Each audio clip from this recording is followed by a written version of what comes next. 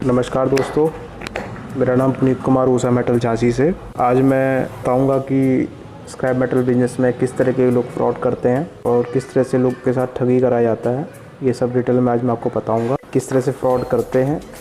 फिर मैं इसके बाद आपको बताऊंगा साथ में ही कि किस तरह से हम इससे बच सकते हैं। प्रॉब्लम को सॉल्यूशन मैं दोनों में आपको दूंगा ताकि आप सेफली बिजनेस करें और फ्यूचर में आपके साथ कोई प्रॉब्लम ना हो। क्योंकि जो भी नए बिजनेसमैन आते हैं उन्हें ये सारे प्रॉब्लम फेस करने पड़ते हैं। बिज़नेस स्टार्ट करने से पहले एक बार वीडियो देख लें ताकि आपको पास पूरी इन्फॉर्मेशन हो, सेफ्टी रख सकें। क्योंकि विदाउट सेफ्टी आप बिज़नेस करेंगे तो आपको लॉस होगा। जितना आपके पास नॉलेज होगी बिज़नेस से रिलेटेड उतना ही ज़्यादा आप सिक्योरली और सेफली काम कर पाएंगे। वीडियो को पूरा देखिए ताकि पूरी नॉलेज मिल सके आप। तो चलिए वीडियो स्टार्ट करते हैं। एडवांस मनी फ्रॉड में सेलर जो होता है वो बायर से पैसा लेता है और उसके पैसे लेकर उसको माल नहीं पहुंचाता है। बायर होता है उसका पैसा अटक जाता है और वो पैसा रिकवर नहीं हो पाता है। फिर वो कोर्ट कचहरी करता है, कोर्ट जाता है, पुलिस स्टेशन जाता है। तो बहुत ही मुश्किल से इसमें रिकवरी हो पाता है क्योंकि कोर्ट कचहरी में भी 4-5 साल लग जाते हैं पैसा रिकवरी के। भले कितना ही बड़ा अमाउंट हो, कितना भी छोटा अमाउंट। जो बायर होता है चाहे वो नया भी हो सकता है, पुराना भी हो सकता है। ये फ्रॉड किसी के साथ भी हो सकता है। तो इसमें अगर कोई सोचे कि उसका फ्रॉड ना हो तो ये हो नहीं सकता है। कहीं ना कहीं बड़े और छोटे डील में दोनों में ये फ्रॉड होते हैं। फॉर एग्जांपल देखिए वो बताऊंगा। जैसे बायर ने सेलर के पास करीब 50 टन माल कॉपर स्क्रैप पड़ा हुआ है, अब उसे वो सेल करना है। तो उसने ऑनलाइन प्लेटफॉर्म्स का इस्तेमाल किया, उसमें डिटेल डाली कि मेरे पास ये माल है और ये माल स्टॉक यहाँ पे रखा हुआ है, इतना रेट है। उसमें सब कुछ में डिस्क्रिप्शन में दे रखा होता है कहाँ पर है, क्या कंडीशंस। अब जो न्यू परचेज़ करने वाले होते हैं, जो नए बिज़नेस में आते हैं, तो वो टर्म्स एंड कंडीशन को पता नहीं होती कि इसमें कैसे काम करना है। वो तुरंत उसमें एडवांस पैसा उनको अकाउंट में डाल देते हैं, उनके अकाउंट में ट्रांसफ़र कर देते हैं। फिर उसके बाद जब वो पैसा फ्रॉड के अकाउंट में चला जाता है, जो सेलर होता है उसके अकाउंट में जाता है, तो वो अपना अकाउंट पैसे निकाल के अकाउंट क्लोज़ करके नंबर स्विच ऑफ सब करके आराम से गायब हो जाता है। क्योंकि वो वेरीफाई नहीं करता है कि जिसको वो पैसा दे रहा है उसके वो रियल में कोई सेलर है या फ्रॉड है। वो कभी इसकी पड़ताल नहीं करता है। तो इससे उस बंदे का पैसा पूरा अटक जाता है और वो पैसा दोबारा रिकवर नहीं हो पाता है। पुलिस केस में कुछ केसों में पैसा रिकवर हो जाता है, मतलब 90% रिकवरी नहीं होती है। 10% जिनकी पहुंच अच्छी है उन्हीं की रिकवरी हो पाती है। तो इस फ्रॉड से कैसे बचना है? कभी भी किसी भी डील में एडवांस पैसा ना दें, बिना माल देखे पैसा कभी मत दें। हमेशा काटा पेमेंट में बिजनेस करें। माल देखो, पैसा पेमेंट कीजिए वहीं पे। सबसे सेफ वे है ये बिजनेस करने का। अब सेकंड फ्रॉड है वेइंग फ्रॉड, जिसे काटा फ्रॉड भी कहा जाता है। इस फ्रॉड में ये होता है कि बंदे को जब माल तौला जाता है तो कम माल दिया जाता है। डील जब हमारी फाइनल हो रही है तो 15 टन की डील हमने बिल कटवाया है सेलर से। तो सेलर उसमें 15 टन की जगह बिल पे 15,000 टन डालता है, लेकिन ओरिजिनली वो 14 टन माल होता है। 1 टन का वो घपला कर देता है। कांटे में जो सेटिंग रहती है उस सेटिंग से ही करते हैं लोग। और ये जो फ्रॉड किया जाता है ये कांटे पे किया जाता है। जो वेइंग मशीन होती है, इंग्लिश में वेइंग मशीन कहते हैं और हिंदी में कांटा आ जाता है, धर्म कांटा भी कहा जाता है इसे कई जगह। जब ये फ्रॉड हो जाता है तब हमारे सामने वो 15 टन की गाड़ी लोड होके फैक्ट्री से निकल जाती है। एक्चुअल में 14 टन होता है। जब वो हमारे गोडाउन में पहुंचता है, जिसने ख़रीदा है उसके गोडाउन में पहुंचता है, तब वहाँ पे वो जब दोबारा वेइंग करता है तो उसमें वो कम निकलता है माल, 14 टन माल निकलता है। तो एक्चुअल में फ्रॉड तो वे कांटे पे हुआ है, लेकिन वो इसका पूरा जो ट्रांसपोर्टर है उस पर वो केस कर देता है कि तुमने मेरा माल चुराया है। करने वाला कोई होता है, उसमें फंस कोई और जाता है। तो इससे बचने का तरीका ये है कि आप 2 जगह कांटा करवाएं। एक जगह कंपनी में जहाँ से आपने ख़रीदा है, फिर बाहर आके दूसरी जगह पे करवाएं। इसमें कोई शर्म ना करें कि उसको कैसा लगेगा, सामने वाला क्या बोलेगा।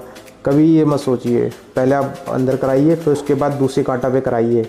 तो उससे क्या डिफरेंस पता चल जाता है। थर्ड प्रॉब्लम है मटेरियल मिक्सिंग में जब कोई स्क्रैप डीलर अपना माल बेचता है तो बताता है, जैसे हम एग्जांपल इसमें आयरन का लेंगे, तो बताता है कि हैवी मेटल स्क्रैप दे रहे हैं जिसमें सब ठोस लोहा आता है। लेकिन जब वो गाड़ी लोड करवाता है टेलर, जब गाड़ी लोड करवाता है तो उसमें वो जो पतला लाइट माल होता है जिसका रेट बहुत कम होता है, लाइट मटेरियल होता है, ठोस नहीं होता है, चद्दर हो गया, आपकी गाड़ी की शीट्स हो गई, इसकी वो लोडिंग कर देता है। आपको कहता है कि हैवी दे रहा हूँ और ठोस मटेरियल दे रहा हूँ, जैसे स्ट्रक्चर हो गया, बीम हो गई, रेलवे ट्रैक्स हो गए, TMT बार्स हो गए, उसकी जगह पे ये चद्दर वाला माल डाल देता है जिसकी मार्केट वैल्यू हैवी से कम होती है, करीब से 4 से 5 रुपए कम होती है। तो ये भी काफ़ी लोग फ्रॉड करते हैं। तो इससे बचने का एक ही तरीका है, हमेशा गाड़ी जब लोड करें अपना आदमी भेज दें या कोई मिलने वाला हो वहाँ भेज दें जिसको जानकारी हो और उसके सामने गाड़ी लोड करवाएं। अगर आपका आदमी वहाँ रहेगा तो जो आपने डिस्क्रिप्शन में दिया था, जो भी सेलर ने आपको बताया था कि ये माल आपको दे रहे हैं, तो वही माल आपके पास आएगा। तो टर्म्स एंड कंडीशन क्लियर लिखित में लेना चाहिए कि हम जो आपसे वादा कर रहे हैं उस वही माल हमारे पास आना। इसका इंश्योरेंस आप उससे ले लें। अगर वो इंश्योरेंस नहीं दे रहा है तो उससे कतई भी कभी भी डील नहीं करना चाहिए। ये एक रिस्की सौदा हो जाता है अगर इसमें आपका इंश्योरेंस का बिल्कुल भी वो लिख के नहीं दे रहा है। और ये फ्रॉड सबसे ज़्यादा तब होता है जब आप किसी नए सेलर से डील करते हैं, नए आप किसी बिजनेसमैन से डील करते हैं, तभी सबसे ज़्यादा फ्रॉड होता है ये।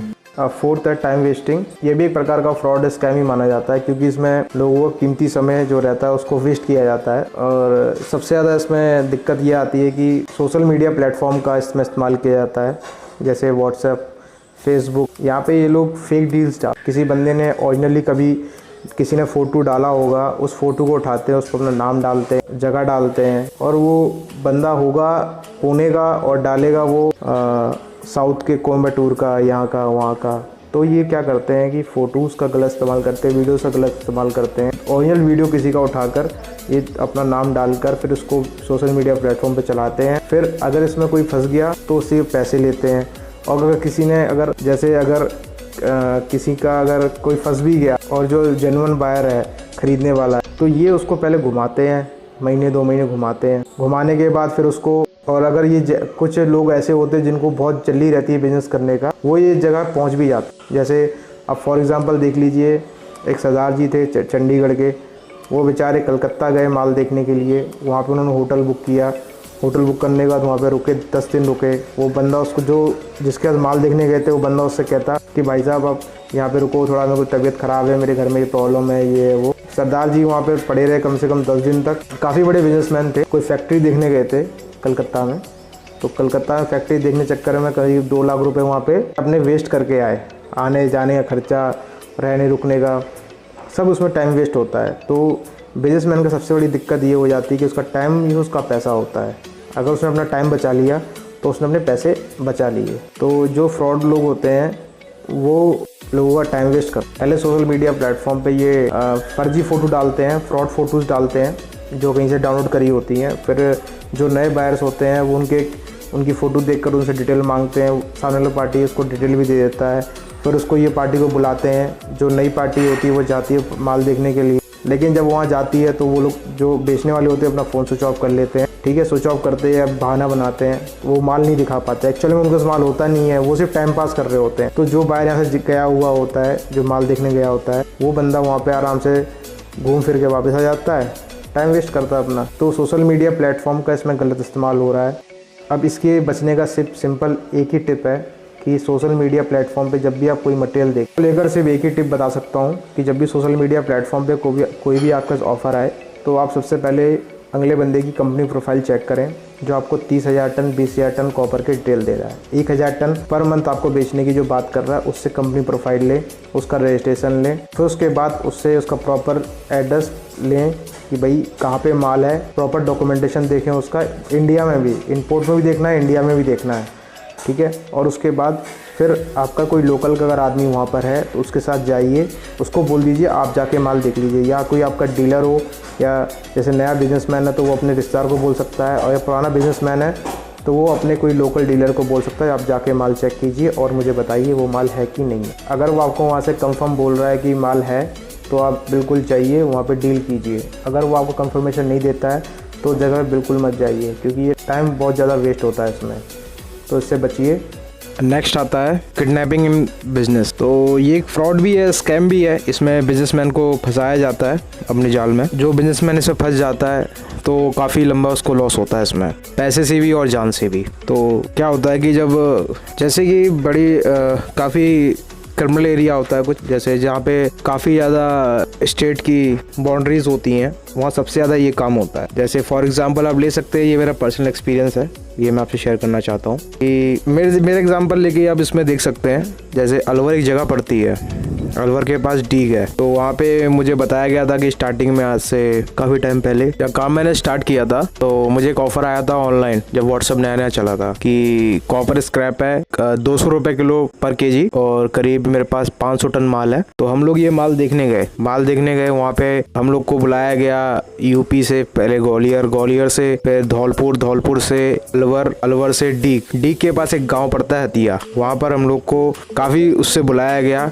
पहले यूपी से एमपी से राजस्थान, और फिर राजस्थान से एक बॉर्डर लगता है यूपी के लिए। तो ये इस तरह से बनाते हैं कि आदमी आपको ट्रेस ही ना कर पाए, ठीक है। आपको सस्ता माल दिखा के आपको बुलाया जाता है और आप उस चाल में फंस जाते हैं और पैसा भरना पड़ता है। मेरे केस में तो ऐसा नहीं हुआ था, मैं और मेरे पार्टनर गए थे इस डील के लिए, तो हमको बैठा लिया था, लेकिन हमारे साथ कोई ऐसी बदतमीजी उन्होंने नहीं कर पाए, क्योंकि हम लोगों ने रास्ते में पकड़ लिया था कि रुक के पूछ लिया था कि यहाँ पे कोई स्क्रैप यार्ड है, जस्ट एक गांव पहले। तो वहाँ पे एक बुजुर्ग बैठे थे, तो उन्होंने कह दिया कि हाँ भाई ये किडनैपिंग होती है, कि क्या देखने आए हो, सोना देखने आए हो, क्या देखने आए हो। तो थोड़ा सा घबरा गए थे उस टाइम, लेकिन अगर हम एक गाँव और उसके पीछे चले जाते तो किडनैप हो जाते। तब से समझ में आया कि इस मेटल स्क्रैप बिजनेस में ये फ्रॉड होता है कि लोगों को सस्ता माल दिखा के बुलाया जाता है और उनके साथ फिर उनका पैसा, गाड़ी सब ले लिया जाता है और घर से किडनैपिंग की रैंसम मंगाई जाती है। तो ज़्यादातर ये काम उस एरिया में होते हैं जहाँ पे बॉर्डर कुछ मेजर जगहें भी हैं जहाँ पे मैं आपको बताना चाहता हूँ। जैसे आपका बिहार का सीवान इलाका हो गया, पटना हो गया, यूपी में इस साइड में आएंगे आगरा, ठीक है। आगरा में तो मेरा पर्सनल एक्सपीरियंस है। अब इधर आएंगे बुंदेलखंड में बांदा हो गया, और पूर्वांचल में आप इलाहाबाद, नैनी, इस क्षेत्र में पूरा माफिया ऑर्गेनाइज्ड काम करता है। इसमें बड़े बड़े व्यापारी को बुलाया जाता है, फिर उनसे किडनैपिंग करके उनसे रैंसम वसूली जाती है। इसमें सेफ्टी टिप एक ही हो सकती है, कोई भी आप काम करें उसकी पहले आप पूरी पड़ताल कर लें कि उसकी प्रोफाइल क्या है, फिर उसका कितना पुराना बैकग्राउंड है इस बिजनेस में, कितने टाइम से काम कर रहा है। लोकल एरिया से आप मदद ले सकते हैं, लोकल पुलिस में भी जाके आप उनके पास जाने से पहले आप पुलिस वालों के पास जाके बात कर सकते हैं। जो लोग जब भी माल देखने जाएं तो आप किसी से वेरिफिकेशन जरूर कराएं और पूरा चेक करके ही हमेशा जाना चाहिए, क्योंकि ये सबसे ज़्यादा फंसते वो लोग हैं जिनको सस्ता माल चाहिए और बहुत बल्क में माल चाहिए। इस लालच में ये लोग फंस जाते हैं। कभी भी इंडिया में कोई इतने बड़ी लेवल पे काम नहीं करता है जो आपको 1000 टन महीने का दे सके, वो भी कॉपर। अगर किसी के पास ये डील होगी तो डायरेक्ट जाके फैक्ट्री में डील करेगा, ना कि वो व्हाट्सअप फेसबुक पे डालेगा। 10-20 टन 40 टन तो हो सकता है कोई किसी के पास आता है, मेरे पास आता है, मैं खुद डालता हूँ, ठीक है, लेकिन कोई 1000 टन माल कभी भी फेसबुक व्हाट्सएप पे नहीं बेचता है। ये कोई भी जेन्युइन डीलर होगा उसे पता होता है, इसलिए वो इन सब चीज़ों में नहीं पड़ता है। और एग्जांपल और देता हूँ, एक नोएडा के व्यापारी हैं लोहे के, उनकी किडनैपिंग हुई थी पटना में, करीब 4.5 करोड़ रुपए उन्होंने भर के अपनी जान छुटाई थी। ये न्यूज़ में भी काफ़ी चला था, न्यूज़ चैनल पे भी आप देख सकते हैं, पूरा वीडियो पड़ा हुआ है इस पे। तो बेचारे एक ठेका देखने गए थे पूरी फैक्ट्री का, फैक्ट्री तो नहीं मिली, लेकिन 4.5 करोड़ रुपए देकर आए हैं वो। तो आज वो बिजनेस छोड़ दिया उन्होंने स्क्रैप, अब वो मेडिकल लाइन का काम कर रहे हैं। तो कुछ लोग इस बिजनेस को गंदा भी करते हैं। स्क्रैप मेटल बिजनेस बहुत अच्छा है, बहुत प्रॉफिटेबल बिजनेस है, बस जिनके पास नॉलेज नहीं है सिर्फ उन्हीं के साथ ये सब होता है। तो कोई भी बिजनेस करने से पहले और कोई भी कदम उठाने से पहले अच्छे से उसकी नॉलेज ले लें और फ्री उस बिजनेस में जाएं, या फिर किसी की सहायता लें जो इस बिजनेस को जानते हो। तो वीडियो आपको कैसी लगी कमेंट करके जरूर बताएं और चैनल को सब्सक्राइब कर लीजिए ताकि आपको लेटेस्ट अपडेट मिलता रहे। मतलब अगर आप लोगों के साथ कोई अगर ठगी और स्कैम फ्रॉड कुछ हुआ आपके साथ तो आप जरूर शेयर कीजिए, मैं अपने यूट्यूब चैनल पर डालूंगा और आपके साथ बात करके जो हमारी बात होगी उस चीज़ को मैं डालूंगा इस पे, तो नाम के साथ। अगर कोई आपके साथ ऐसी घटना हुई हो तो जरूर शेयर कीजिए ताकि लोगों को इससे फ़ायदा मिले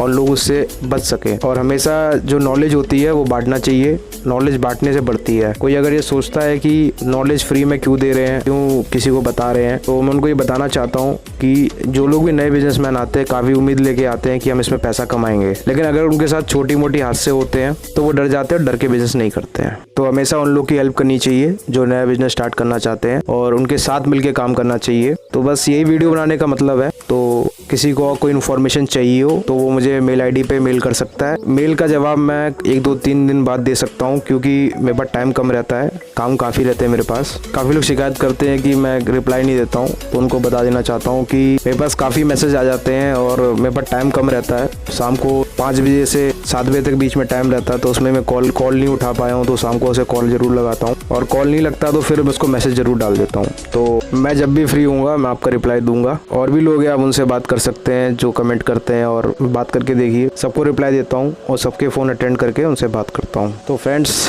चैनल को जरूर सब्सक्राइब कीजिए और लोगों से शेयर कीजिए, ताकि इन्फॉर्मेशन ज़्यादा से ज़्यादा लोगों के बीच में जाए। जितना भी इन्फॉर्मेशन बांटते हैं उतना आपका ही फ़ायदा रहता है और आपका नेटवर्क भी अच्छा बनता है। अगर कोई इंक्वायरी हो तो मेरी वेबसाइट भी है, ईमेल आईडी और व्हाट्सएप नंबर डिस्क्रिप्शन में दिया हुआ है। थैंक यू फ्रेंड्स वीडियो देखने के लिए।